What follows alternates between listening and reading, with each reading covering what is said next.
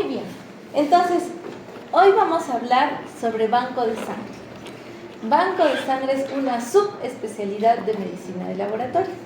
Entonces, es relevante porque a la gran mayoría de especialidades en algún momento le va a tocar transfundir, ya sea un paquete globular, ya sea plasmita, ya sea plaquetas, y es importante conocer cómo se da la cadena transfusional desde que se obtiene la materia prima, que es la sangrecita, hasta que se transfunde la última gota de alguno de estos hemocomponentes. En prácticas nos vamos a encargar de ver dos cosas puntuales, en teoría ya lo vamos a hacer más al detalle. Entonces, veamos. Tenemos el primer casito, miren. Es un varón de 32 años que se presenta voluntariamente al centro de hemoterapia de un hospital público para donar sangre. En su segunda donación se identifica con DNI, llena el formulario de consentimiento informado y responde a la encuesta de autoexclusión sin restricciones. Durante la entrevista predonación refiere estar sano, no haber recibido transfusiones ni cirugías recientes, no haber tenido relaciones sexuales de riesgo, ni viajes a zonas endémicas. No toma medicación crónica y niega antecedentes de hepatitis, VIH o enfermedades infecciosas transmisibles. Refiere haber desayunado hace 2 horas y haber dormido bien. Entonces, cuando yo voy a donar sangrecita, a pesar de mi buena voluntad, no es suficiente ser ser apto. Yo me voy a tomar unas muestras de sangre y esas muestras de sangre básicamente van a definir mi grupo sanguíneo y factor y de la misma forma van a indicar cómo está mi hemoglobina, al menos.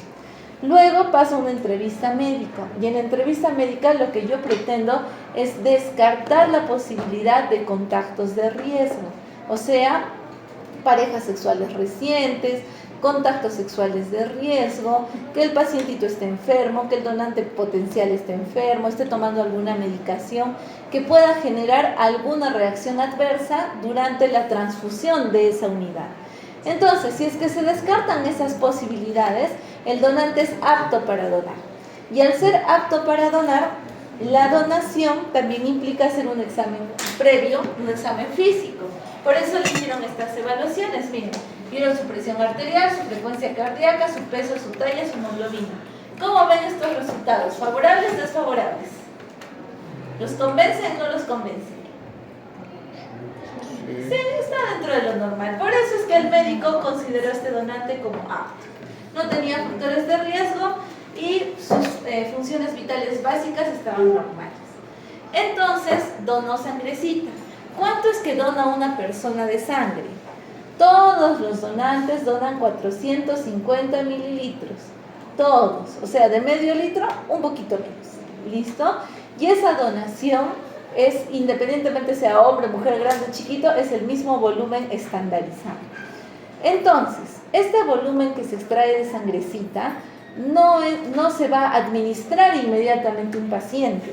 Tiene que pasar por una serie de pruebas para garantizar la seguridad de esa unidad, que esa unidad sea segura y que no vaya a generar reacciones adversas. Por eso se les hace una serie de estudios a la sangrecita antes de poder administrarla.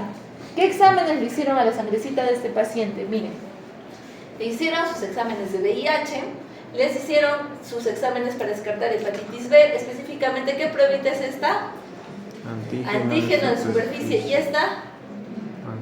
Anticuerpo contra el cori, ¿no es cierto? Listo. Le hicieron sus hepatitis C, HTLV, sífilis, Chagas. Y además le hicieron grupo sanguíneo y factor RH y le hicieron el fenotipo. Y todos estos resultados permitieron que se libere la unidad. Todos estos resultados. Y así es como, miren, el donante se le informó que su sangre era segura para transfusión y que su donación será utilizada según necesidad de pacientes hospitalizados. Se le entregó constancia y se le invitó a retornar en 3 meses. Entonces, cuando yo voy a donar sangre, las pruebas que nosotros le hacemos a la sangrecita son pruebas de vital importancia para la seguridad transfusional, pero también son pruebas que pueden darle una ventaja al donante. ¿Por qué? Son pruebas mucho más sensibles que las pruebas rápidas, por ejemplo, que se hacen en la posta. Y son pruebas gratuitas. Entonces, la donación de sangre contribuye con la salud pública no solamente por el hecho de los componentes, sino también por los resultados que recibe el donante. ¿Y qué resultados recibe el donante? Miren, punto número 1. Se estudia dentro de los tamizajes serológicos para descartar enfermedades hemotransmisibles, se hace VIH. Y la prueba del VIH que se hace en los bancos de sangre no solo busca anticuerpos contra VIH, cosa que ocurre en la prueba rápida. También busca un antígeno, el antígeno más importante del VIH. ¿Se acuerdan cómo se llamaba el antígeno más importante del VIH? El P24. Entonces, en el caso del banco de sangre, casi estamos haciendo una prueba equivalente en sensibilidad a un ELISA de cuarta generación. Y el ELISA de cuarta generación es una excelente prueba para diagnóstico. Entonces, es mucho más sensible que las pruebas rápidas. O sea, en cuanto al VIH, la posibilidad de falsos positivos se reduce bastante. Pero en el resto de las pruebas que hacemos en el caso del banco de sangre, no son pruebas de diagnóstico, son pruebas de screening. ¿Cuál es la diferencia? Que si me sale negativo, descarta la posibilidad, pero si me sale reactivo, no me confirma. ¿Cuál es el siguiente paso? Tengo que hacer una prueba confirmatoria. Entonces, si yo como donante voy y me dicen ha salido reactivo a hepatitis C, no significa que tengo hepatitis C. Significa que puede ser que tenga hepatitis C, como puede ser que sea otra la causa que esté generando interferencia con esa prueba y produciendo esa falsa reactividad. Entonces, ¿cuál es el siguiente paso? Que se le haga su pruebita de confirmación. Y así con cada uno de los marcadores. ¿Cuántos marcadores hacemos en banco de sangre? Hacemos 7 marcadores para descartar 6 enfermedades. ¿Listo? ¿Qué enfermedades son? Las clásicas: VIH, hepatitis B, hepatitis C. Y acá vienen algunas novedades. Bueno, la sífilis, que también es otra clásica. HTLV. ¿Qué es HTLV? Es una enfermedad viral, ¿no es cierto? Por el virus linfotrófico humano, que no solo se transmite por sangre, también se transmite por vía sexual, pero más se transmite por lactancia materna. O sea, si yo tengo un pacientito que sale HTLV reactivo y le hacen su confirmatorio y efectivamente es HTLV, no solamente tengo que hacerle el despistaje a la pareja, le tengo que hacer el despistaje a la mamá, le tengo que hacer el despistaje a sus hermanos, porque puede ser que se contagió por lactancia materna y por ende el resto de los hermanos también. Entonces, ¿hay HTLV en el Perú? Sí, hay HTLV en el Perú. De la misma forma en el caso del Chagas, pero el Chagas lo tenemos bien comprendido, ¿verdad? ¿Qué es el Chagas? ¿Es una enfermedad? Muy bien, por un parásito. ¿Qué parásito? Ya, ¿y qué tipo de parásito es el Trypanosoma cruzi? Es un protozoario. ¿Listo? Entonces, lo que pasa es que el Trypanosoma cruzi es latente en la zona suroccidental del Perú porque son endémicas. Sin embargo, por norma técnica, así yo dono en Piura, igual me hacen descarte para Chagas. Igualito. ¿Listo? Entonces, estas son todas las pruebas que yo le voy a hacer a mi donante y los resultados se los tengo que entregar. Si sale no reactivo, está descartado que tenga alguno de esos elementos, pero si sale reactivo, no es positivo. Hay que hacer sí o sí una prueba confirmatoria. ¿Y cuáles serían las pruebas confirmatorias? En el caso del VIH, ¿cuál sería su prueba confirmatoria? Hacer una segunda ELISA de cuarta generación o hacer de preferencia una carga viral. Western blot ya quedó al olvido para la época de los abuelitos. Western blot ya no se considera confirmatorio para VIH. ¿Listo? En el caso de la hepatitis B, ¿cuál sería su confirmatorio? Carga viral. En el caso de la hepatitis C, carga viral. En el caso del HTLV, carga viral, su PCR. En el caso de sífilis, ¿cuál era el confirmatorio de sífilis? FTA-APS. Y en el caso de, ¿qué más me falta? Están todos, Chagas, búsqueda del antígeno del Chagas. O PCR inclusive. ¿Listo? Entonces, esas son las pruebas confirmatorias que serían posterior a un resultado reactivo. Porque nuestras pruebitas de screening usualmente lo que buscan son anticuerpos. O sea, en el banco de sangre yo te voy a dosar anticuerpos, bueno ya, en el caso de hepatitis B, un anticuerpo y un antígeno. Pero en el caso del HTLV, anticuerpo. En el caso del Chagas, anticuerpo. En el caso de hepatitis C, anticuerpo. Y en el caso de sífilis, igual es anticuerpo. En banco de sangre no hacemos ni RPR ni BDRL, sino hacemos dosaje de anticuerpos contra treponema pallidum. Muy bien, vamos con la siguiente pruebita. La siguiente pruebita corresponde a inmunohematología. Lo siguiente que vamos a hacer con tu sangrecita es hemoclasificarla. O sea, voy a catalogar no solamente por ABO, no solamente por RH, sino también por inmunofenotipo. Y eso se hace en todos los bancos de sangre a nivel nacional. ¿Para qué me sirve cada uno? ¿O de dónde viene este tema de clasificación? Miren, los glóbulos rojos son como donitas, así como las donitas de Dunkin' Donuts, así. Y tienen sus chispitas, ¿no es cierto? Las donitas, que tienen sus chispitas rojas, amarillas, verdes, fucsias, todos los colores. Igualito es el glóbulo rojo. El glóbulo rojo, cada una de esas chispitas equivale a un antígeno. Entonces el glóbulo rojo tiene antígenos A o antígenos B o no tiene antígenos, o tiene el antígeno D o no tiene el antígeno D, y así tiene una serie de antígenos. ¿Cuántos tipos de antígenos diferentes hay sobre la superficie de mi glóbulo rojo? 37 tipos. O sea, que yo tengo 37 posibilidades de clasificar a mi glóbulo rojo. Yo puedo clasificar a mi glóbulo rojo en ABO, yo puedo clasificar a mi glóbulo rojo en RH, yo puedo clasificar a mi glóbulo rojo en KEL, puedo clasificar a mi glóbulo rojo en DAFI, puedo clasificar a mi glóbulo rojo en Diego, y así hasta 37 veces. O sea, nuestro grupo sanguíneo real serían 37 siglas, no solamente O positivo. Le faltarían 35 siglas más. Y se puede hacer. Pero ¿por qué no se hace? ¿Por qué no nos complicamos tanto la existencia? Porque cuando nosotros transfundimos, buscamos siempre que la transfusión sea semejante, ¿no es cierto? Entonces, si no es semejante, cabe la posibilidad de reacciones adversas. O sea, imagínense, yo soy RH negativo y me ponen una sangre RH positivo, voy a hacer una reacción adversa muy probablemente.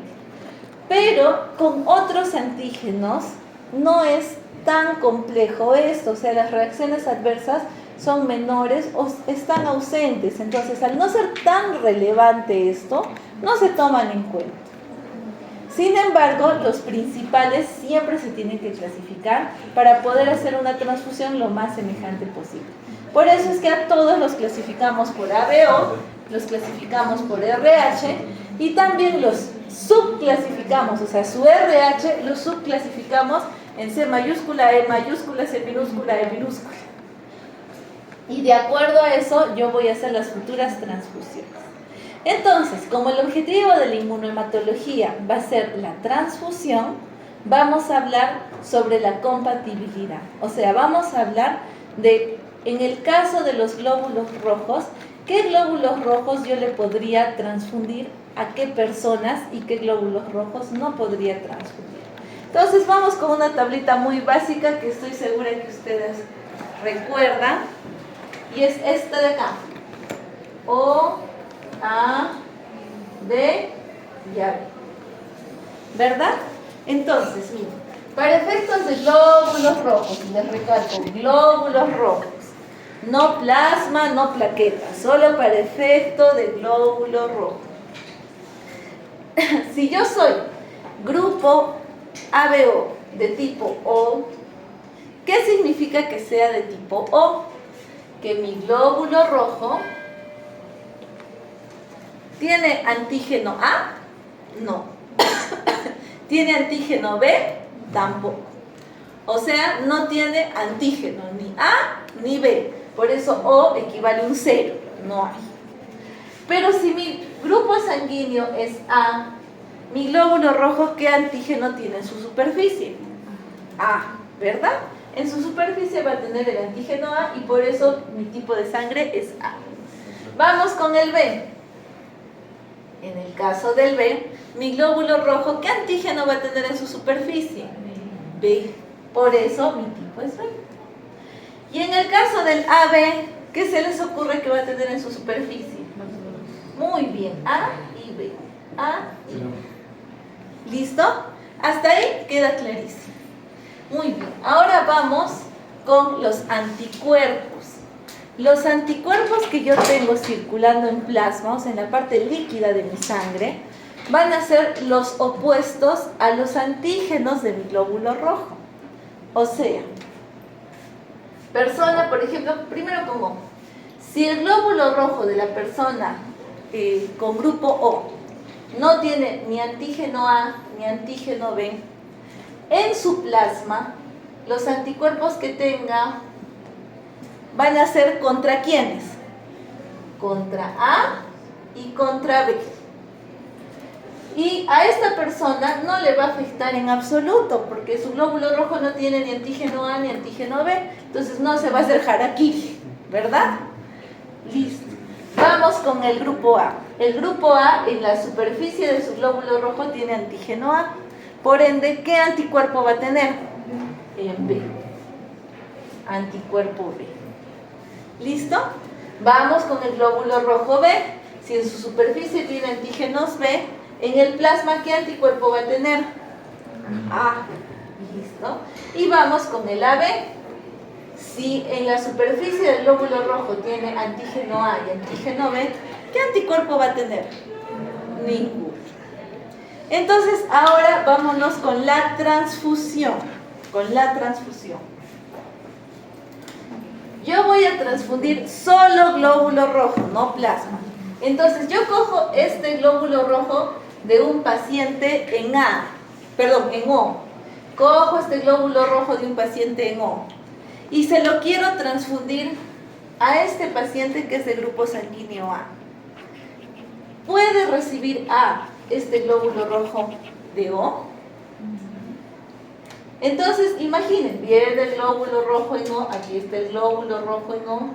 ¿El glóbulo rojo en O tiene algún antígeno en su superficie? No, ¿no es cierto? Por eso se llama O. Entonces, va a haber al anticuerpo que es anti-B. ¿Y este anticuerpo anti-B le hará algo? No. Entonces, un glóbulo rojo en O, ¿le puedo transfundir a un paciente en A? Sí puedo. Vámonos al revés ahora.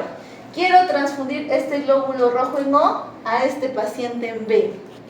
Viene el glóbulo rojo en O, no tiene ningún antígeno, se cruza con el anticuerpo A. ¿Este anticuerpo A le hará algún daño?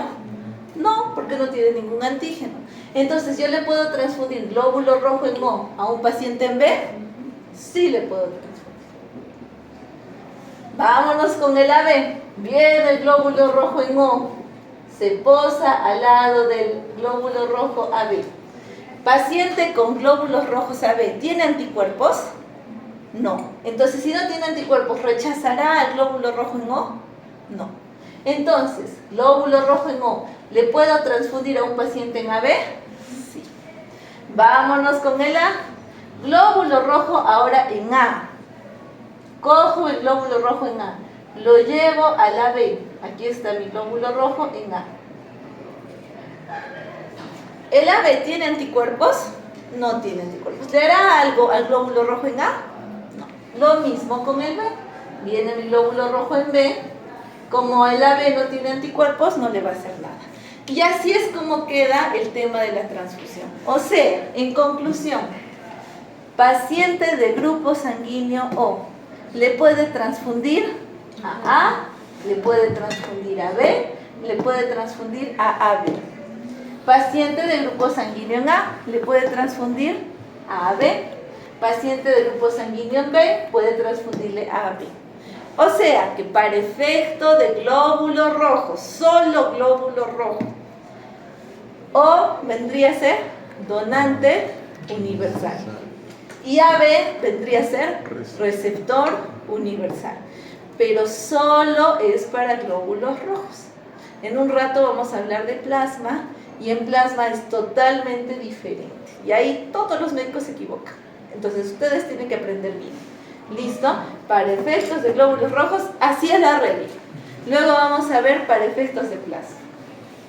Vamos con el RH, que está más facilito.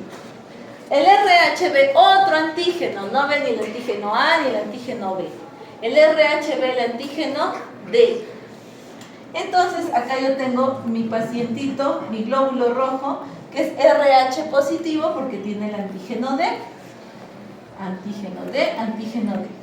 Y acá tengo al glóbulo rojo RH negativo porque no tiene antígeno D. No tiene antígeno D. Entonces, este pacientito que tiene RH positivo, que en la superficie de su glóbulo rojo tiene antígeno D, ¿tendrá en su plasma anticuerpos contra el D? No, porque si no sería harakiri. Entonces, así queda. Pero vámonos con este RH negativo.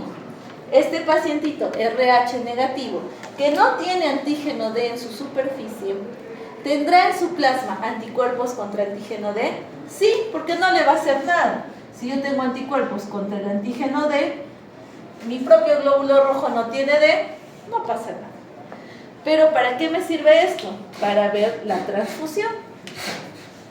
Si yo le transfundiera glóbulos rojos RH positivo a un paciente RH negativo, ¿con quién se va a encontrar estos glóbulos rojos con antígeno D? Con los anticuerpos anti-D. ¿Y qué le va a producir? Destrucción. Entonces, ¿un RH positivo le puede transfundir a un RH negativo? No. Y ahora vamos al revés. ¿Qué pasa si yo cojo estos glóbulos rojos, solo los glóbulos rojos del RH negativo, y se los transfundo a un RH positivo? ¿El RH positivo tiene algún anticuerpo contra el D? No tiene, si no sería harakiri, ¿no es cierto? Entonces, como no tiene, ¿podría aceptar un RH positivo sangre RH negativo? Sí. O sea, si yo soy O negativo, ¿le puedo transfundir a un O positivo? Sí, no pasa nada. Pero un O positivo me podría transfundir a mí, O negativo, porque haría hemólisis. ¿Listo? Entonces, eso es en cuanto a los glóbulos rojos. Les repito, no se van a equivocar. Esto aplica en cuanto a los glóbulos rojos. Ahora, vamos con la subclasificación. Miren, el RH no solamente se clasifica en RH positivo o RH negativo, sino que se subclasifica en si eres C mayúscula positivo, C mayúscula, E mayúscula, bueno, C mayúscula, E mayúscula, C minúscula, E minúscula. O sea, ¿cómo así? No basta con saber que eres O positivo. Si por ejemplo eres RH positivo, tienes 4 posibilidades: ser C mayúscula, C minúscula, E mayúscula, E minúscula. Que puede ser positivo, negativo, positivo, negativo, positivo, negativo, positivo, negativo. Y lo mismo si eres RH negativo. Tienes 4 posibilidades.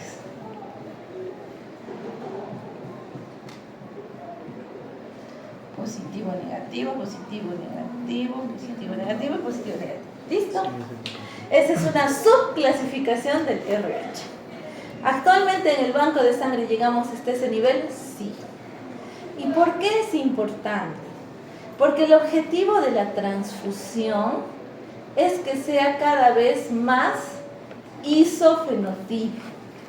O sea, la mejor sangre que me pueden dar no solamente es la sangrecita que coincida en ABO o que coincida en RH, sino que también coincida en C mayúscula, en C minúscula, en E mayúscula, en E minúscula. Esa es una transfusión isofenotipo, esa es la mejor que yo podría recibir. Por ejemplo, en mi caso, ¿cuál es mi inmunofenotipo? Mi inmunofenotipo es C mayúscula, ya yo soy O, RH positivo, C mayúscula positivo, C minúscula positivo, E mayúscula positivo, E minúscula positivo y KERS negativo. Ese es mi grupo sanguíneo. ¿Cómo lo descubrí? Porque doné sangre. cuando donen sangre, o si ya han donado, les han tenido que dar sus resultados y dentro de ellos su inmunofenotipo. Si yo alguna vez necesitara sangre, la mejor sangre que me podrían dar es con toda esta codificación. No solamente esto, sino todo esto. Y en mi caso no hay ningún problema, porque ¿qué tal si yo recibo sangrecita C minúscula negativa? No pasa nada, es lo mismo que el RH. Pero si yo recibiera sangre Kells positivo, podría sensibilizarme. Y a la larga, muy a la larga, podría ser reacciones de incompatibilidad. Pero a eso voy. Entonces, los bancos de sangre a nivel nacional están obligados a darme el inmunofenotipo completo. Y eso me va a servir a mí para recibir la mejor transfusión posible cuando yo ya sea paciente. Entonces, antes les decían a las personas, tú debes de saber tu grupo sanguíneo y factor, y si es posible, tatúate. Ahora yo les diría, tatúate tu grupo sanguíneo, tu factor y tu inmunofenotipo. Es lo mejor. No esperen a que sea demasiado tarde, porque si ustedes reciben transfusiones sanguíneas, ya el inmunofenotipo no se puede obtener. O sea, se saca el resultado antes de recibir transfusiones sanguíneas. Si ustedes tienen familiares que ya han recibido transfusiones sanguíneas, ese inmunofenotipo obtenido no es real. Ya no sirve. Entonces, lo mejor es saberlo antes de recibir alguna transfusión en su vida. ¿Listo?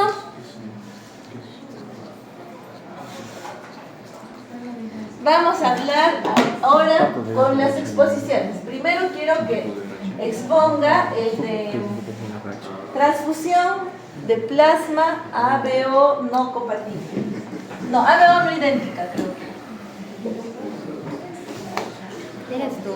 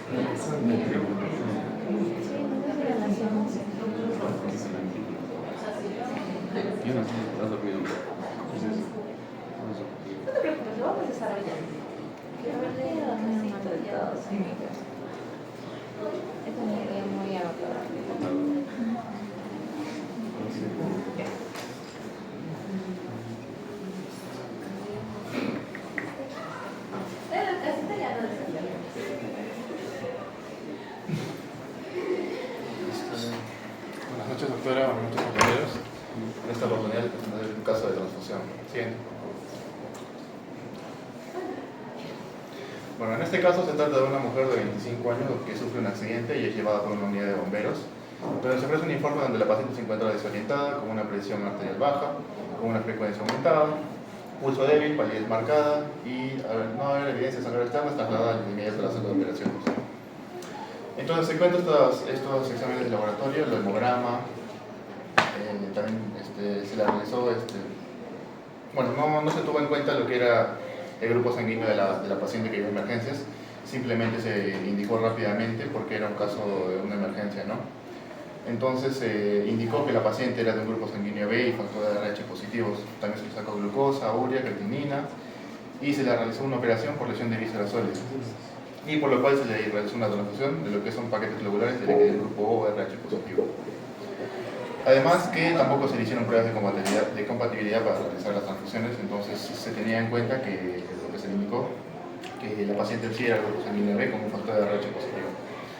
Entonces, posteriormente, la paciente va a pasar a UCI, donde se le hacen también transfusiones, porque presentaba una hemoglobina baja, y se le pasaron lo que es paquetes con su grupo sanguíneo, ¿no? Entonces, posteriormente de haberse realizado la transfusión, refiere escalofríos, dolor en la zona de la vía periférica, sensación de falta de aire, y por lo cual el personal es alertado y suspende las transfusiones y se controlan los signos vitales encontrados. Posteriormente se le encuentra una presión baja, una temperatura elevada, frecuencia elevada, por lo cual se llama inmediato al médico de emergencias, se le realiza una evaluación y se solicita nuevamente exámenes de laboratorio, donde se encuentra que en realidad el grupo sanguíneo de la paciente era del grupo sanguíneo A con un factor de RH positivo. Entonces, ¿por qué puede haber ocurrido esto? A la paciente se le realizó una transfusión de un grupo sanguíneo que era, se indicó, el grupo sanguíneo B positivo. Al final, la paciente resultó ser un grupo sanguíneo completamente distinto. Al ser un grupo sanguíneo A, como ya se presentó, entonces lo que no se le puede donar es un paquete con un grupo sanguíneo de tipo B. ¿Por qué? Porque este grupo sanguíneo de tipo B va a presentar lo que son anticuerpos anti-A. Entonces se le realizó una reacción de incompatibilidad. Entonces, rápidamente, como mencionó la doctora, en este caso, estos grupos sanguíneos, como tenemos la clasificación ABO, tenemos que los eritrocitos van a tener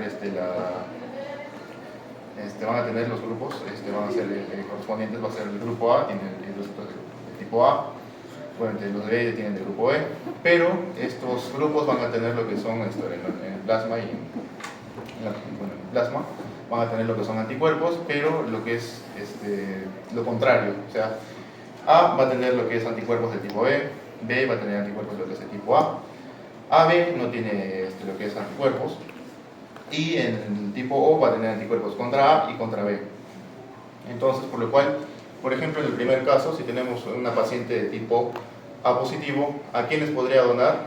Podría donar a lo que es A positivo y AB positivo. ¿Por qué? Porque estos pacientes van a tener lo que es anticuerpos contra el grupo B. Entonces no habría ninguna reacción. ¿Y de quiénes puede recibir esta paciente? Puede recibir tanto de A como de O.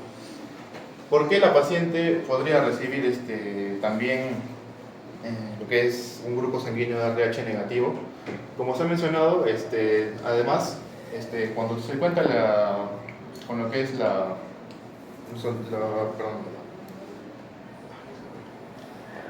enzima D, nos va a indicar, si es positivo, nos va a indicar que cuenta con esta enzima D, y si es negativo, que no cuenta con esto. Cuando es negativo, cuenta con lo que es con los anticuerpos anti-D. Entonces, si se le va a realizar una transfusión, el D le puede realizar una transfusión a lo que es positivo, pero el positivo no puede donar a lo que es un grupo negativo. En este caso, por ejemplo, en el grupo A negativo, como vemos, solo puede recibir de grupos de lo que es negativo. Si fuera positivo, habría una reacción de incompatibilidad, ¿no? Y así correspondiente con cada uno de los grupos que tenemos. Bien, entonces aquí hemos repasado lo que es transfusión del paquete globular. Y ahora vamos a ver lo que es transfusión de plasma. Como les mencionaba, siempre se equivocan acá y hemos tenido incontables situaciones de grescas entre banco de sangre y el resto de los servicios por este motivo de plasmas. Así que les voy a explicar bien para que después no terminemos agarrados de las mechas más adelante. ¿Listo? Entonces, miren. Nuevamente hacemos nuestro gráfico. O, A, B y AB.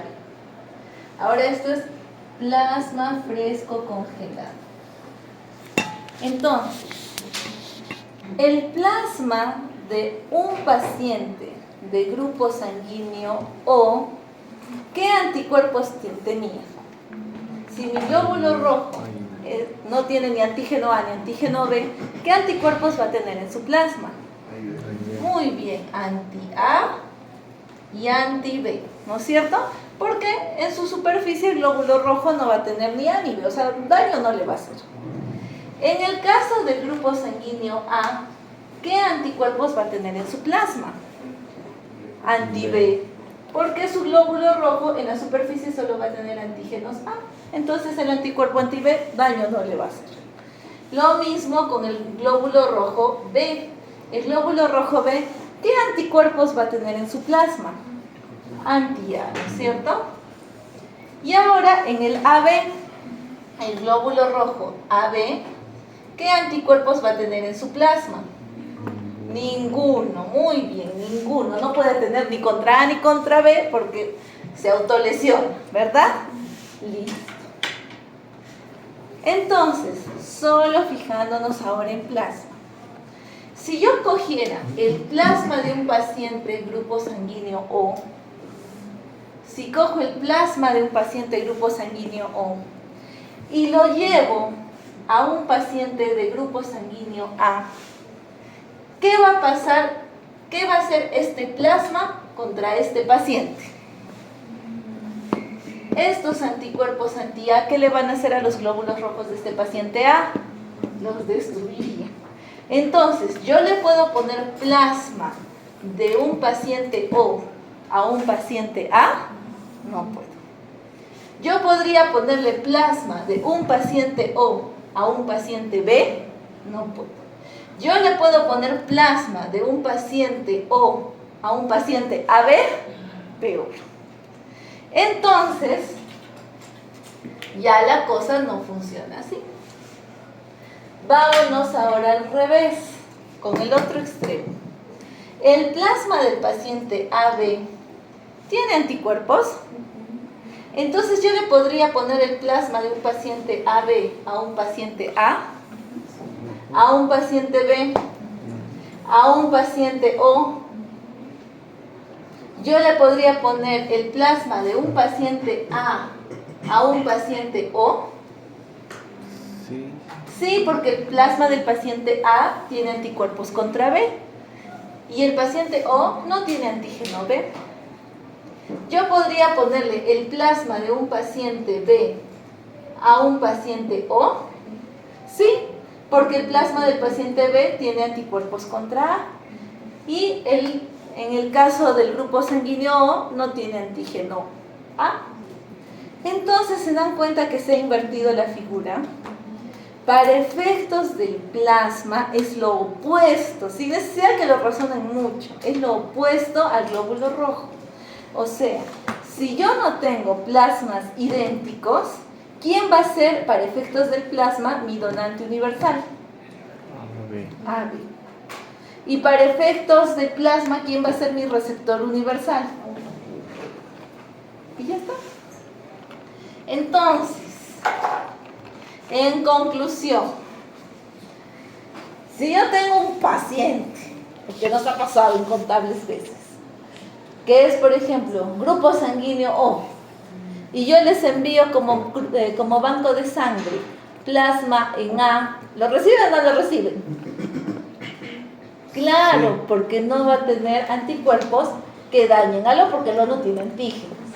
Listo, ya. ¿Cuántas veces nos han devuelto plasmas así? Muchísimas. Y hay algo peor todavía. El médico con su sello y su firma nos dice: paciente de grupo sanguíneo, no sé, pues O, pido plasmas. Y le respondemos: no tenemos plasmas en O. Entonces, paciente de grupo sanguíneo AB, sí, paciente de grupo sanguíneo AB, quiero plasmas en AB. Y nosotros le respondemos: no tenemos plasmas en AB. Y nos responde: no importa, dame plasmas en O. ¿Sería un crimen? Comprende. Y todavía nos insisten, nos vuelven a mandar la solicitud en el otro turno: quiero plasmas en O. Y nosotros: entiende, animal. ¿Comprende? Entonces es muy importante, no es difícil, es lo opuesto, nada más acuérdense que es lo opuesto y ya sale todo. Pero siempre caen ahí. ¿Por qué les menciono esto? Porque la transfusión de plasma, si bien es cierto, tiene situaciones puntuales. Glóbulos rojos yo lo uso un montón. Enfermedades anemizantes hay por millones y montones.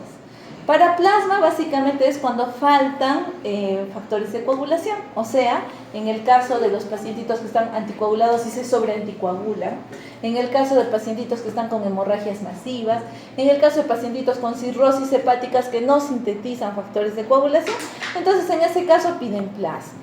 O sea, son cosas muy puntuales. Pero, ¿cuál es el problema? La cantidad. Cuando yo quiero cuando yo quiero mejorar una anemia, yo pido de paquete globular en paquete globular, de uno en uno.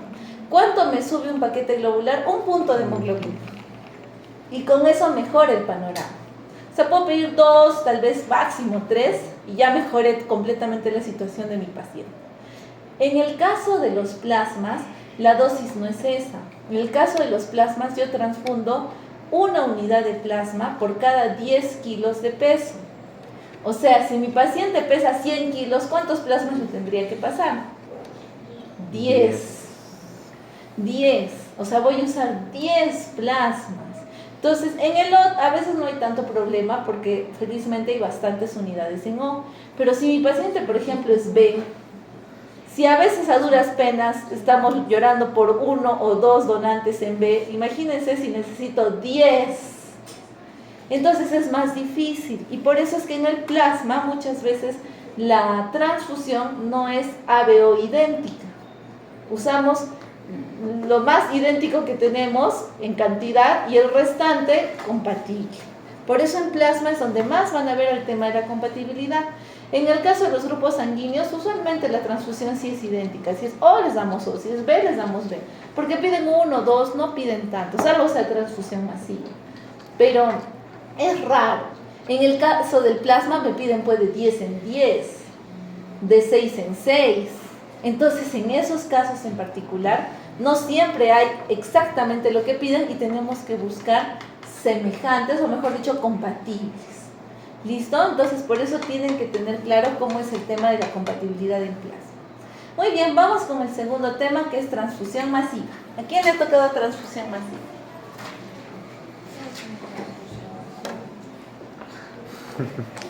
Creo que era yo.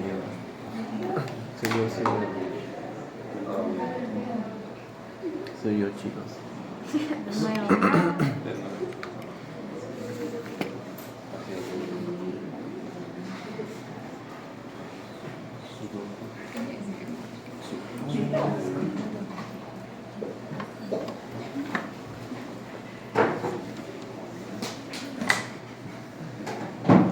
Buenas noches, doctora, compañeros. En esta oportunidad, el caso clínico que nos toca exponer es sobre transfusión masiva.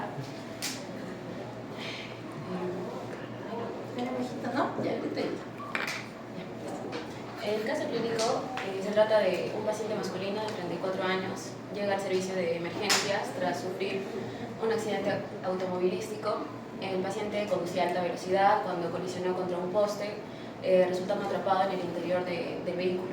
Al llegar la ambulancia lo encuentra consciente pero desorientado, sudoroso, con palidez generalizada y signos evidentes de sangrado activo por fractura abierta de fémur derecho y abdomen distendido, sospechando una probable ruptura esplénica. Durante el traslado presenta taquicardia persistente, sudoración profusa e hipotensión progresiva, requiriendo oxígeno suplementario. En los signos vitales que se le tomaron al ingreso es una presión arterial de 70/40, una frecuencia cardíaca de 145 latidos por minuto, una frecuencia respiratoria de 38 respiraciones por minuto, la saturación de 89%, entonces se le implementa el oxígeno suplementario, la temperatura de 35.5 y el llenado capilar que es mayor a 3 segundos.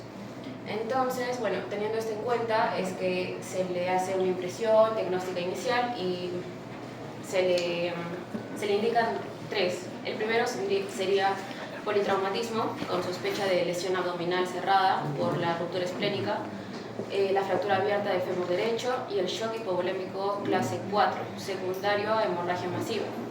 Es clase 4, o bueno, lo clasifican como clase 4 porque cumple con ciertos criterios, como la frecuencia cardíaca, que está por encima de 140, la frecuencia respiratoria, que es mayor a 35, la presión arterial, que está disminuida, y sobre todo el estado mental, que es el paciente se encuentra confuso y letárgico. Siguiente, doctora. Entonces, bueno, las intervenciones iniciales que se hace con el paciente es la canalización con 2 vías venosas periféricas de gran calibre, el inicio de infusión rápida de cristaloides calientes, la administración de oxígeno con máscara de reservorio al 100%, la administración del ácido tranexámico, que vendría a ser un antifibrinolítico, 1 gramo vía endovenosa en bolo, y luego de esto se activa el protocolo de transfusión masiva ante el shock hipovolémico por hemorragia. Siguiente. Entonces, teniendo esto en cuenta, es que se le pide exámenes de laboratorio, en donde la hemoglobina está por debajo de 7, que bueno, es 6.1, entonces ya cumple un criterio para transfusión. El hematocrito de igual forma está disminuido en un 18%, las plaquetas de igual manera. El TTPA igual se encuentra alterado con 45 segundos, entonces nos vendría a estar indicando que hay una alteración en los factores de coagulación, específicamente en la vía intrínseca. El pH igual, que bueno, está con 7.25, entonces también estaría siendo una acidosis, y el lactato tiene un valor de 6.5. ¿La anterior? No, la anterior. Ahí. Entonces, teniendo estos resultados, es que se tiene en cuenta las indicaciones, ¿no?, para una transfusión masiva, y el paciente cumple con todos estos: una hipotensión severa, taquicardia, el sangrado activo y la hemoglobina, que está por debajo de 7. Entonces, bueno, se hace el manejo con la transfusión masiva. Se cumple con una relación de transfusión de 1-1-1, es decir, un paquete de glóbulos rojos, un paquete de plasma fresco congelado y un paquete de plaquetas. Por eso es que se le transfunde durante la primera hora 6 unidades de glóbulos rojos, 6 unidades de plasma fresco congelado, 1 unidad de plaquetas por pool y el calcio gluconato por vía intravenosa, que es para prevenir la hipocalcemia por el citrato. Luego de esto también hay que prevenir ciertas complicaciones durante el manejo, como la coagulopatía por dilución. En realidad hay una triada, que es la coagulopatía, la hipocalcemia y la acidosis metabólica. La coagulopatía nosotros podemos corregirla con la transfusión de plasma fresco congelado y de plaquetas. La hipocalcemia también se trata con el gluconato de calcio, y la acidosis metabólica con el control de la hipoperfusión. Y si es que es necesario, también se corrige con bicarbonato. Y bueno, a esta triada se agrega la hipotermia, que se corrige con el uso de fluidos calientes, que vendría a ser la infusión rápida de cristaloides y las mantas térmicas.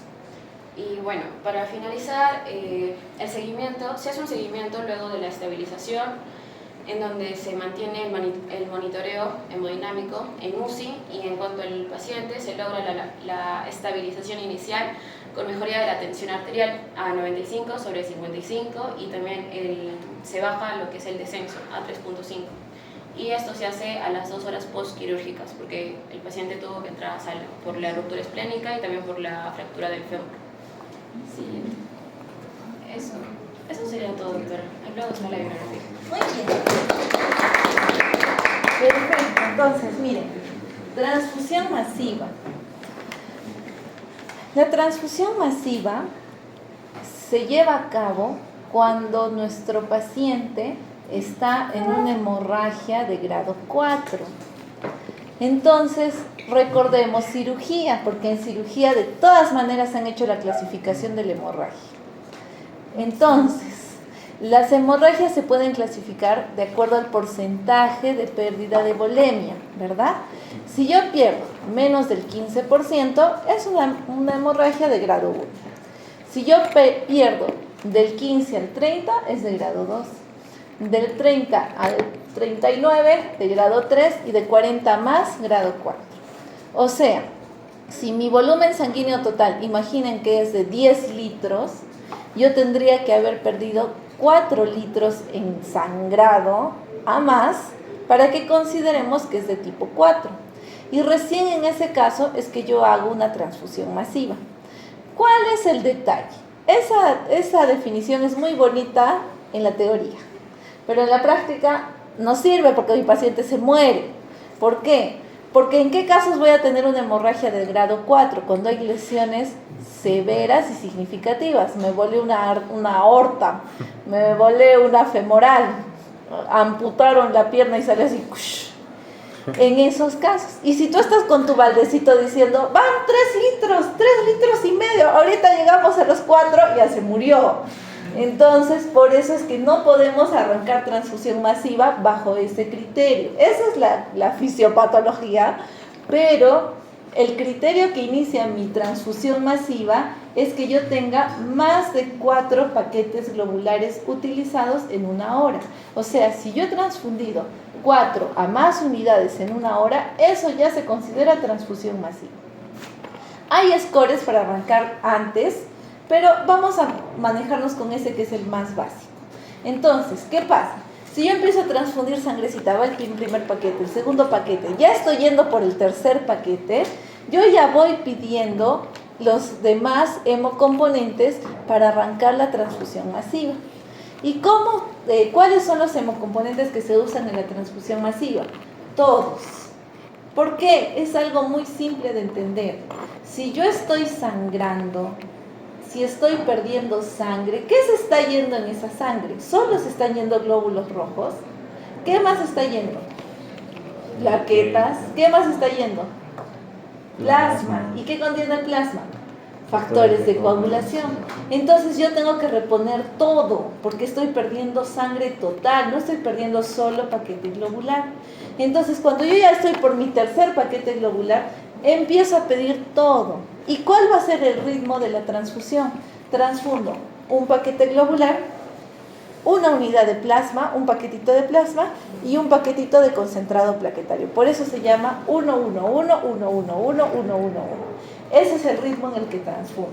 Pero ¿saben qué pasa? Como estos sangrados son tan severos, estar cambiando esos paquetitos, porque esos paquetes se ponen a chorro, no se ponen pues goteo lento, no se pone a chorro. Si es posible, se le mete 4 catéteres, 4 avocats al paciente, uno en cada extremidad para pasarle sangre, plasma y plaquetas, porque se te va, se te muere. Entonces, como es tan rápido, tú tienes que buscar maneras de disminuir tus tiempos de la transfusión. O sea, me refiero a que hasta estar cambiando de bolsas te genera pérdida de tiempo. Entonces hay maneras. Una de las maneras es, en vez de pedir plaquetas simples, pidas aféresis. Una bolsa de aféresis de plaquetas equivalen más o menos a 6 plaquetas simples. Entonces, a que te lleguen 6 paquetitos que vas a estar cambiando uno por uno, mejor te llega un paquetón y le metes para que caiga chorro mientras le vas pasando la sangre, mientras le vas pasando el plasma. Entonces, así es como se trabaja una transfusión masiva. La mortalidad es altísima en la transfusión masiva, pero este esquema 1-1-1 ha mejorado muchísimo. Y ni pensar, ni se les debe ocurrir usar cristaloides en estos casos.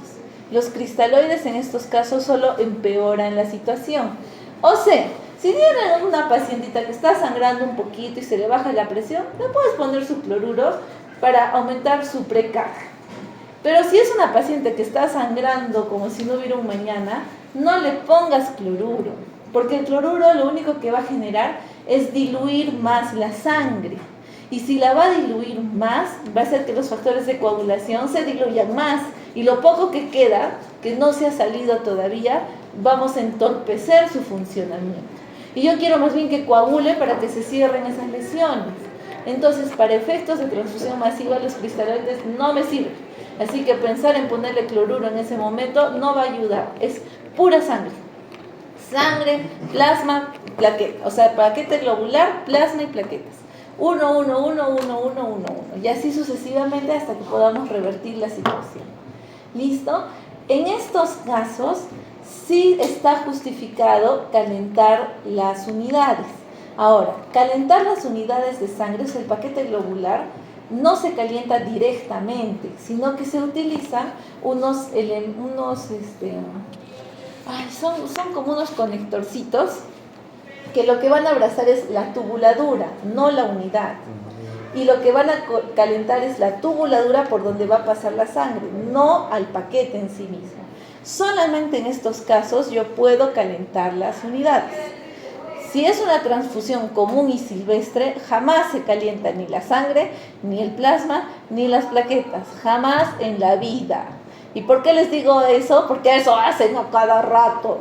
Ya he visto que han metido paquetes al microondas, he visto que se andan sobajeando con el paquete pensando que así lo van a calentar, se sientan encima del paquete, son atrocidades que mis ojos sangran. Pero si yo he visto eso, ¿qué no harán a mis espaldas? Entonces por eso mejor les explico a ustedes y ustedes van a impedir esas atrocidades. ¿Listo? Entonces solo en transfusión masiva sí está avalado que se calienten para disminuir la posibilidad de la hipotermia. Ok. Ahora toca incompatibilidad materno-fetal.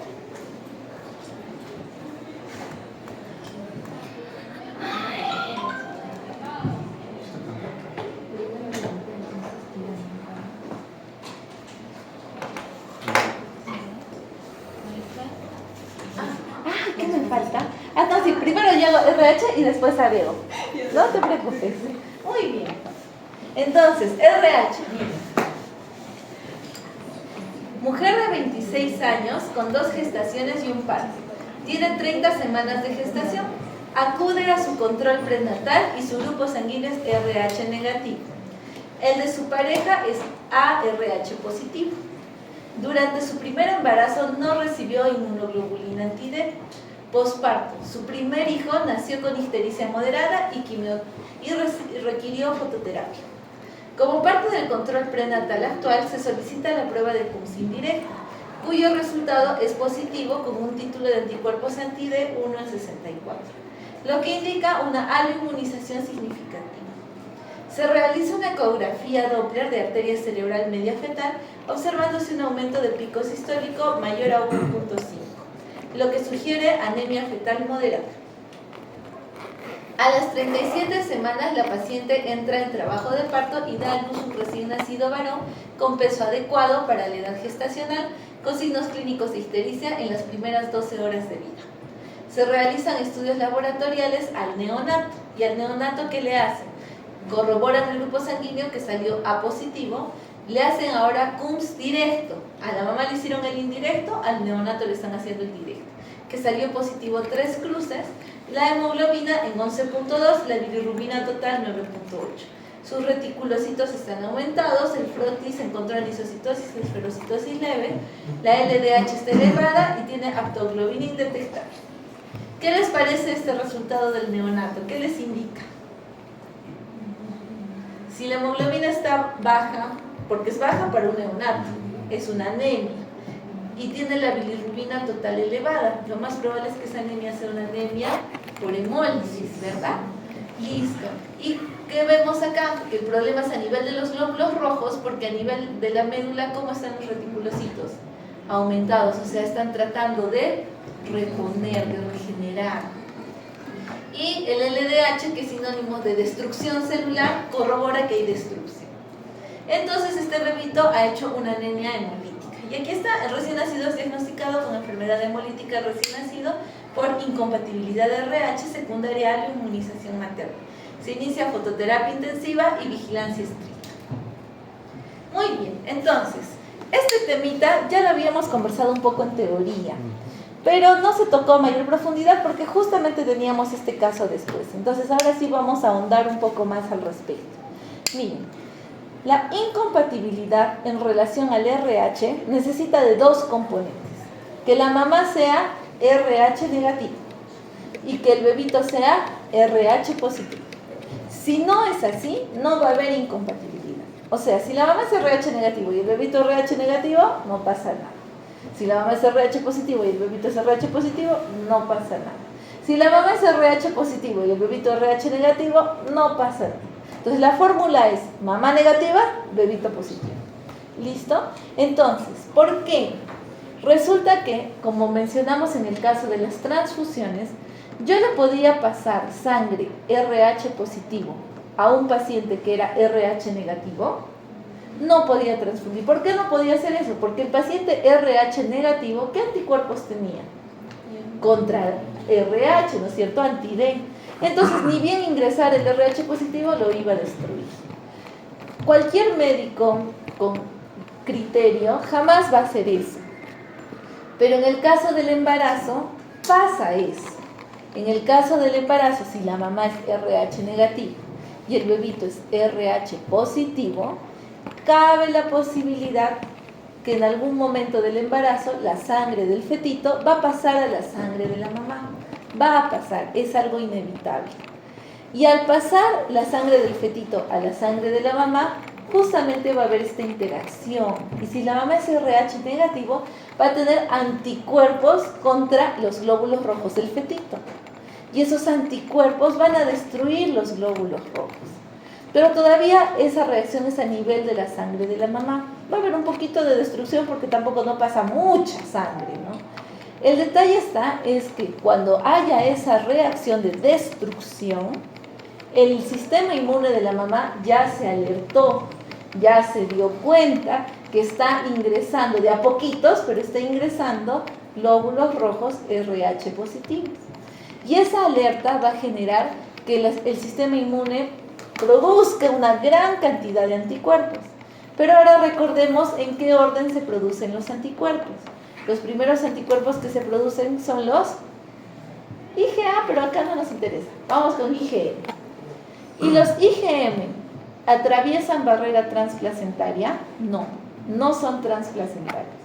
Entonces los IgM se multiplican, se equipan y se quedan en la sangre de la mamá, destruyendo lo poquito que pase del fetito, pero nada más. Hasta eso se va a dar paso a que se formen los IgGs. El detalle está en que cuando se forman los IgGs, el bebito ya nació. Entonces, cuando es RH negativa la mamá y el bebito es RH positivo, en el primer embarazo no hay problemas directamente con el bebito. El bebito usualmente nace bien, como si nada hubiera pasado. El problema viene en el segundo embarazo. O sea, la primera vez se sensibilizó, formó IgGs. En el segundo embarazo, si el segundo embarazo mantiene esta fórmula, mamá negativa, fetito positivo, entonces ahí ya están todas las IgGs listas. Encuentran al fetito positivo y van al ataque. Y como son transplacentarias, van a atravesar la placenta y van a atacar al fetito. Y este ataque que se da a nivel fetal, ¿qué va a producir? Vámonos con toda la fisiopatología. Miren, ingresan estos anticuerpos IgG anti-D. ¿Dónde se van a dirigir? ¿Qué célula van a atacar? Glóbulo rojo del fetito. Empiezan a destruir glóbulos rojos. Si destruyen glóbulos rojos, ¿qué va a salir al exterior en cada destrucción de glóbulos rojos? Hemoglobina. ¿Y la hemoglobina en qué se va a metabolizar? Bilirrubinas. Estas bilirrubinas indirectas van a empezar a incrementar y el incremento significativo de estas bilirrubinas, ¿qué pueden pasar? ¿A dónde pueden ir a llegar en el cuerpo del fetito? A los ganglios basales, al cerebro. Ya, hasta ahí ya hay un problema. Vámonos por el otro lado.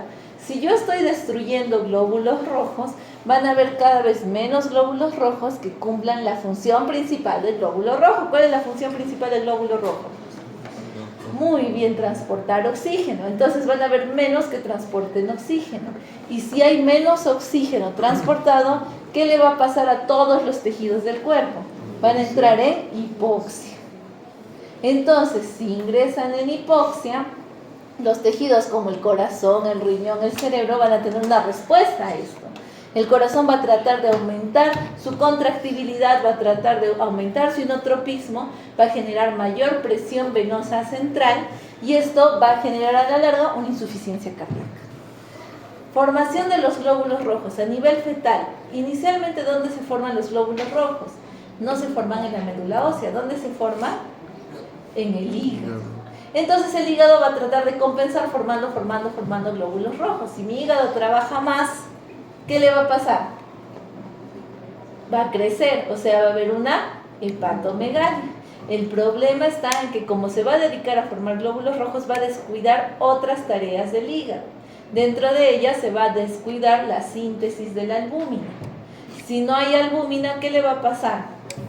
Aumenta la presión. Muy bien, disminuye la oncótica, aumenta la hidrostática, o sea que va a haber edemas. Y estos edemas pueden terminar en anasarca. ¿Cómo se llama la anasarca en el bebito? Hidrops. Entonces, si sumamos todo eso, va a ser un bebito en anasarca con insuficiencia cardíaca que puede llegar a kernicterus. Al final, ¿qué va a ocurrir? Óbito. Entonces, esto va a ir empeorando. No les digo que al segundo embarazo ya va a haber óbito necesariamente, pero dependiendo de la magnitud de la respuesta inmunológica, las manifestaciones cada vez van a ser peor y en cada gestación va a ser peor todavía. Entonces ya a más gestaciones, más posibilidad de pérdida. Ahora, si es que el bebito nace, el bebito puede nacer todavía con un porcentaje de anemia, ¿no es cierto? Y de acuerdo a eso ya vamos a ver ahorita el abordaje, que ustedes lo deben de dominar gracias a que ya han acabado pediatría en su mayoría, ¿verdad? Lo dejamos al final. Entonces, como hemos visto que el desenlace es horrible, pero este desenlace no es en la misma medida en todas las gestantes, porque la respuesta inmune no es en la misma medida en todas las personas, vamos a ver en qué momento podemos intervenir y en qué momento no. Para esto, ahí está el algoritmo. Miren. Si yo tengo mi gestante RH negativa y yo sé que corre el riesgo de que ocurra todo esto, entonces la primera prueba de laboratorio que le voy a hacer es un CUMS indirecto. A la mamá se le hace indirecto. Si el CUMS indirecto me sale negativo, o si es que me sale positivo, pero con una titulación menor a 1/16, entonces en ambos casos yo mantengo la vigilancia a partir de las 24 semanas. A partir de las 24 semanas de gestación en adelante, yo voy a volver a repetir el CUMS cada 4 semanas. Cada 4 semanas hago CUMS indirectos, a las 28, a las 32, a las 36, a las 40. ¿Listo? Y si caigo entre las 28 y 32, yo puedo administrar la primera dosis de inmunoglobulina. Claro, siempre y cuando haya salido negativo o menor a 1/16. Entonces, le administro la primera dosis de inmunoglobulina anti-D y sigo monitorizando cada 4 semanas. En el caso de que el CUMS indirecto salga mayor a 1/16, entonces, si está saliendo eso, es porque hay anticuerpos que se han detectado. Si hay anticuerpos, tengo que ver cuánto daño están haciendo esos anticuerpos. ¿Y cómo me voy a dar cuenta de cuánto daño? Antes de pensar pinchar a la mamá o al bebito, primero puedo hacer una prueba no invasiva. Y esta prueba no invasiva es el Doppler de arteria cerebral media. Hago el Doppler de arteria cerebral media del bebito y lo que yo voy a buscar es la velocidad sistólica. O sea, si mi sangrecita tiene hartos glóbulos rojos, porque los bebitos tienen una hemoglobina altísima, ¿se acuerdan con cuánto de hemoglobina nacen? 25 por ahí, ¿no es cierto? Todos moraditos, aceitunitos, porque es normal, es normal. Entonces, imagínense, su sangre es muy viscosa, por ende su flujo va a ser más lento. Si yo veo que el flujo acelera, es porque está perdiendo viscosidad. ¿Y por qué está perdiendo viscosidad? Porque está perdiendo glóbulos rojos. Entonces, si la velocidad aumenta, entonces, caballeros, ahí sí tengo que hacer técnicas invasivas. Las técnicas invasivas dependen de la semana de gestación. Si es menos de 27 semanas, hago funiculocentesis, que es lo mismo que decir cordocentesis. O sea, tomo sangre del cordón umbilical. Mientras que si es más de 27 semanas, haría amniocentesis, o sea, obtengo líquido amniótico. Si es que saco sangre del cordón umbilical y veo que esa sangrecita tiene un hematocrito menor a 30, alerta. Aquí hay una anemia, pero no anemia cualquiera, anemia severa. Y si es que yo encuentro que tenemos en la amniocentesis una zona 3 de Lilly o 4, ¿se acuerdan que vimos en la teórica las zonas de Lilly? Cuando nosotros obtenemos líquido amniótico, lo que hacemos es pasar por un espectrofotómetro para ver la turbidez de ese líquido amniótico. Si el líquido amniótico sale muy turbio, lo más probable es que esa turbidez sea producto de la bilirrubina. Entonces ahí se delimitan las zonas. Cuando es más o menos clarito, ligeramente turbio, zona 1, zona 2. Pero cuando ya es significativamente turbios, son la 3 o la 4, entonces en este caso hay bilirrubina ya en líquido amniótico, no solo dentro del bebito, sino también afuera. Se está orinando bilirrubina y por ende hay una anemia severa. Y en ese caso, ¿cuál es la única solución? Transfusión. ¿A quién le vamos a transfundir la sangre? Al fetito. Vamos a tener que pinchar hasta el cordón, ingresar con una agujota a la vena umbilical y por allí le vamos a transfundir sangre.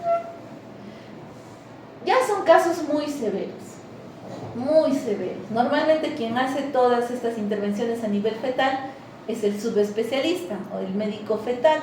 O sea, primero tienes que ser ginecólogo y después tienes que hacer la subespecialidad de medicina fetal y ya te encargas de hacer esto. Es lo más severo, lo más extremo, pero hasta ese punto puede llegar el tema de la incompatibilidad de RH. Y si no se interviene, pues el fetito se muere. Pero eso es en muy pocas ocasiones. En la mayoría de ocasiones nos damos cuenta, el bebito nace, y como el bebito nace, puede nacer con un grado de anemia hemolítica y por ende con un grado de ictericia, con un grado de bilirrubinas elevadas. Entonces, si yo tengo la bilirrubina indirecta elevada en mi recién nacido, ¿qué es lo primero que tendría que hacer? ¿Cuál sería mi primera opción de tratamiento? La foto. Ajá. ¿Han visto? Les ponen sus lentecitos negros, sus googles y los echan. Como si estuvieran en cámara de bronceado. La fototerapia generalmente soluciona con mucha eficacia el mayor porcentaje de estos casos. Pero hay casos en los que las bilirrubinas pueden llegar a 40 de bilirrubinas. Y mi pacientito sumado a ello tal vez no responda a fototerapia. En esos casos que no son tan frecuentes, ya la solución no es la fototerapia, porque ya estamos en el rango del kernícterus y si toca cerebro, ese cerebro sufre daños irreversibles. Entonces, la otra opción es la exsanguíneo-transfusión. ¿Y en qué consiste la exsanguíneo-transfusión? Yo le tengo que sacar toda la sangre al bebito, toda su sangre. Pero ¿qué pasa si le saco toda su sangre? Se depleta y se muere por hipovolemia, ¿verdad? Entonces, a la par que le saco toda la sangre, le tengo que reponer sangre. Entonces, en teoría, este problema es porque el bebito es RH positivo. Entonces, si yo le saco toda la sangre, toda su sangrecita RH positivo, ¿con qué sangrecita tendría que reponer o devolver? En teoría sería RH positivo, ¿no es cierto? Pero ¿cuál ha sido el problema? Que la IgG de la mamá ha llegado hasta los tejidos del bebito. Y cuando yo le repongo con RH positivo, los anticuerpos que están ahí expectantes van a salir y van a destruir esos glóbulos rojos que yo le estoy poniendo. Entonces la exsanguínea transfusión por RH se hace con RH negativo. O sea, al bebito le saco su sangrecita RH positivo y le pongo glóbulos rojos y plasma reconstituido de tipo RH negativo. Eso le transfundo al bebito y con eso es muy eficiente. Estoy barriendo gran parte de esos glóbulos rojos dañados, rotos de la bilirrubina, me estoy llevando todo. Y estoy reponiendo glóbulos rojos que van a permitir reconstituir el tema, sobre todo de la oxigenación, ¿no? Para que los tejidos vuelvan a oxigenarse. Y ya, eso sería todo en cuanto a incompatibilidad RH. Ahora sí vamos a hablar de incompatibilidad ABO. Vamos a poner ABO.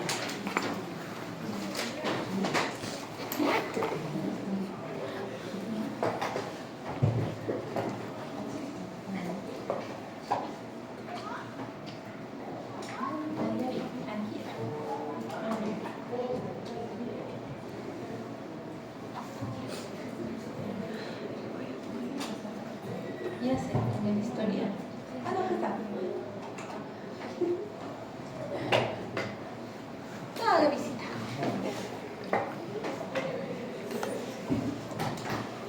Ya, yo les voy a hablar sobre la incompatibilidad materno-fetal ABO. nuestro paciente es un recién nacido varón, edad gestacional 39 semanas, por parto natural. Va a marcar 8 al minuto y 9 a los 5 minutos, de peso de 3.2 kilogramos, talla 50 centímetros, y su mamá tiene 26 años y es primera gestación. Como antecedentes maternos, su mamá es grupo RH positivo, serologías prenatales para VIH, BDRL, hepatitis B, toxoplasma son negativos. Inmunización RH no requerida porque es RH positivo como bebé. El grupo sanguíneo del padre es A, RH positivo, y como vacunas previas tiene el escudo completo, ecografías obstétricas normales y líquido amniótico claro. La evolución clínica neonatal, bueno, buen llanto al nacer, tiene reflejos normales y a las primeras 24 horas el recién nacido presenta ictericia leve. Zona 1 a 2 de Kramer, que es por encima del ombligo. No presenta dificultad respiratoria y el reflejo de memoria presente. Al examen físico se presenta una hepatomegalia leve y no presenta esplenomegalia. Como exámenes complementarios, el grupo sanguíneo del recién nacido es ARH positivo. La bilirrubina total está en 11.8, que está por encima del límite. La bilirrubina directa está en 0.6 miligramos.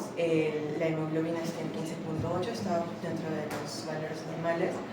Los reticulocitos están de 5.2% y el COMS directo es débil. Acá es débil porque en la incompatibilidad materno-fetal ABO no suele ser muy distintiva como el factor RH, porque aquí los reticulocitos mueren en conjunto con los anticuerpos.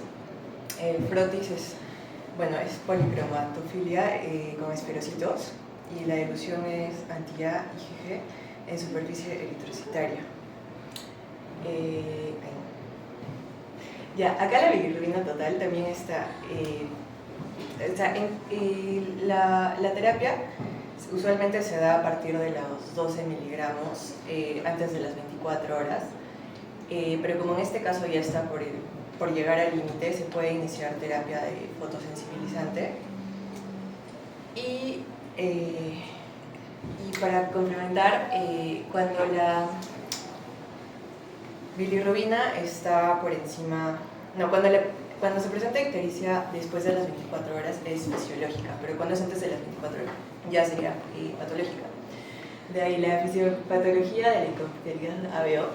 Bueno, acá las madres del grupo O pueden tener anticuerpos IgG, anti-A o anti-B de origen natural, a diferencia de las mujeres de ABO, que los anticuerpos del grupo O suelen ser de clase IgG, capaces de cruzar la placenta. Si el feto es A o B, los anticuerpos maternos se unen a los antígenos del grupo sanguíneo en eritrócitos fetales. Esta interacción va a provocar hemólisis extravascular y liberación de bilirrubina no conjugada, por lo tanto van a provocar ictericia para el recién nacido.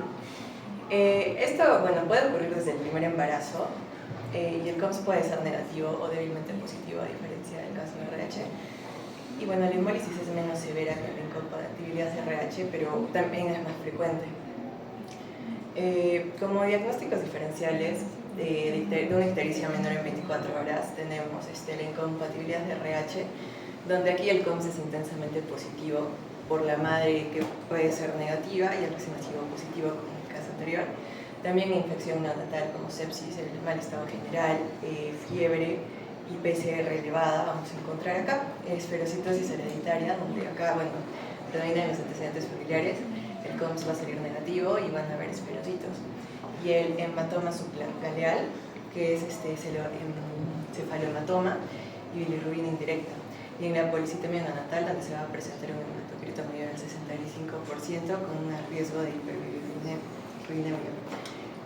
Como manejo clínico del paciente, tenemos que hacer un seguimiento de la bilirrubina porque estaba dentro del límite.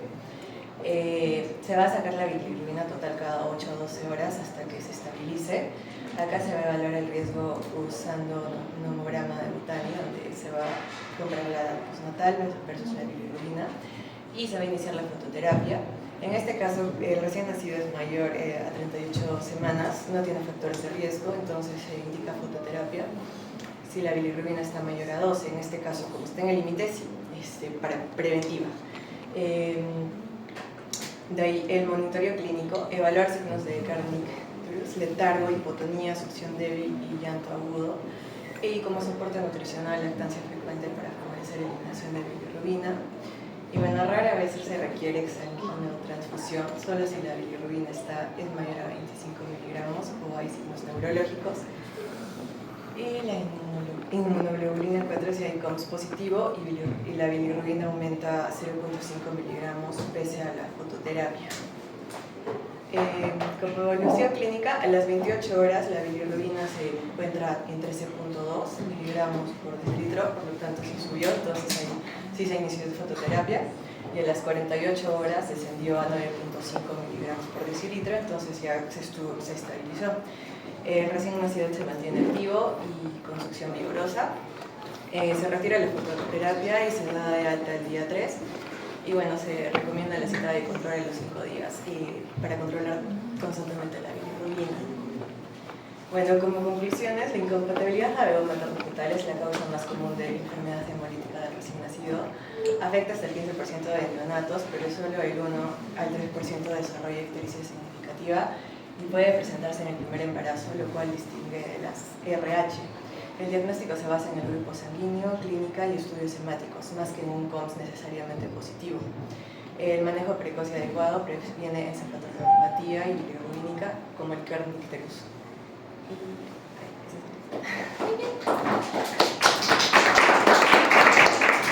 Entonces, miren chicos, en cuanto a la incompatibilidad ABO, es más frecuente que la RH, pero es menos letal. En el caso de la incompatibilidad ABO, la fórmula es la siguiente: la mamá tiene que ser de grupo O y el bebito puede ser A, B o AB, pero la mamá sí o sí tiene que ser de grupo O. ¿Por qué? Porque la mamá de grupo O tiene anticuerpos IgG contra A y contra B. Y como tiene estos anticuerpos IgG preformados, no requiere un embarazo previo. En el caso del RH, necesitábamos una sensibilización para que a la siguiente se dé el daño. En el caso del ABO, no necesito sensibilizar, porque ya están los anticuerpos preformados. Y en ese caso, de frente, efectivamente, se da la incompatibilidad. O sea, la incompatibilidad acá es mucho menos severa. Los anticuerpos, sí es cierto, van a ingresar para atacar a los glóbulos rojos, pero ingresan en menor cantidad, en menor medida, la destrucción es menor, la hemólisis es menor. Usualmente, nosotros nos damos cuenta de esta incompatibilidad o el daño de la incompatibilidad ya se visualiza cuando el bebé nace. Óbitos fetales, pérdidas en el embarazo por incompatibilidad ABO son muy raras, cosa que en el RH es bastante frecuente y aumenta la posibilidad con cada gestación. Entonces tengan en consideración eso y de la misma manera cómo se va a expresar con una anemia hemolítica del recién nacido y por ende la posibilidad para poder tratar esto como primera elección fototerapia.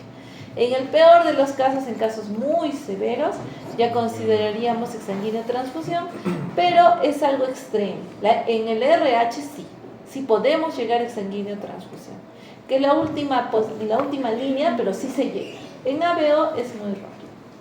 Listo. Vámonos por último a reacción leucemótil. Era lo que nos estaba quedando pendiente de la primera clase. Ajá.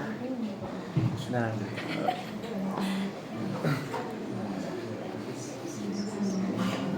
La primera, entonces, es contra el foliado también.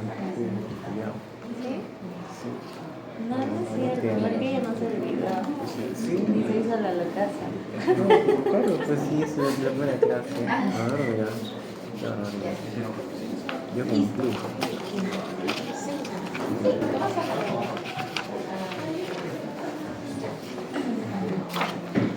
Bien, ahora vamos a hablar acerca de leucemia.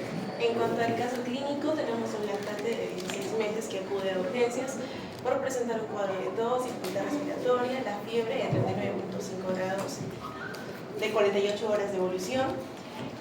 inicio de tratamiento con salbutamol, el cual no tiene mejoría.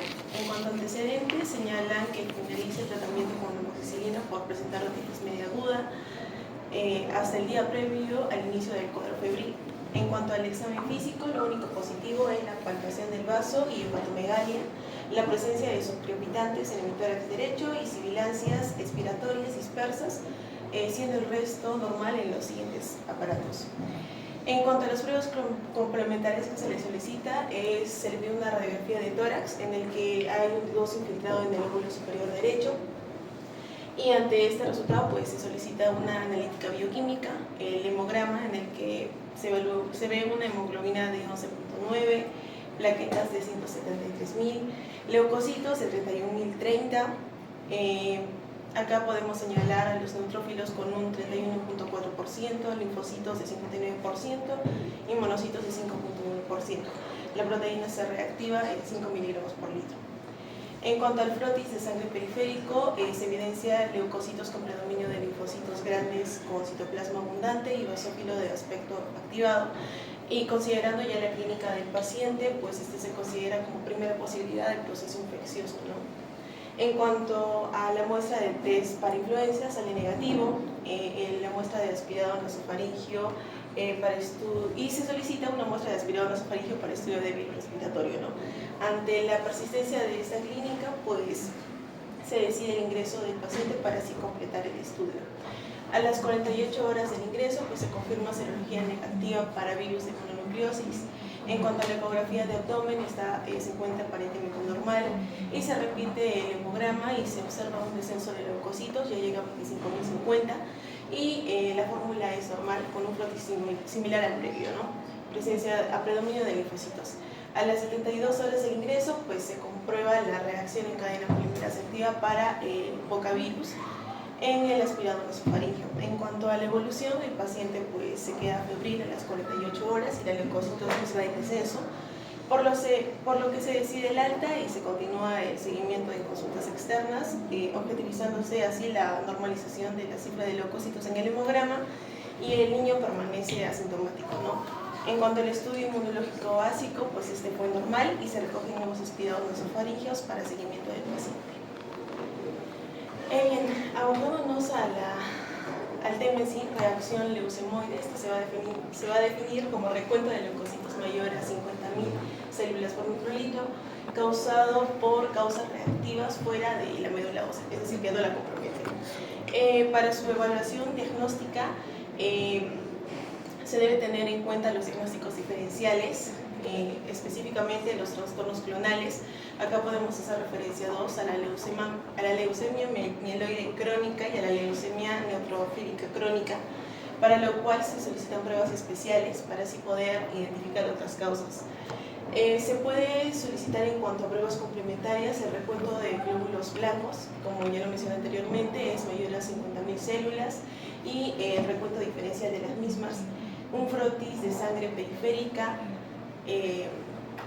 que generalmente va a ser a predominio de neutrofilia madura marcada con desviación a la izquierda, la puntuación de la fosfatasa alcalina leucocitaria, que a comparación de las otras leucemias ya mencionadas, la mieloide crónica y la neutrofílica crónica, no va a ser tan específica porque en esas también se encuentra elevada, pero sí es un criterio diagnóstico. Igual los niveles séricos de la vitamina B12, que también se van a encontrar elevados. También se puede solicitar aspiración y biopsia de médula ósea, ¿no? En caso de la reacción leucemoide, la médula ósea pues va a ser hipercelular, va a presentar como maduración intacta y morfología de todos los elementos. Y en cuanto a los estudios citogenéticos, sí se va a encontrar una alteración en las leucemias. Sin embargo, en la reacción leucemoide va a haber una ausencia en la alteración del cariotipo, no va a haber una ausencia de anomalías citogenéticas. Aparte de estos criterios diagnósticos, también se agregan 3 más, que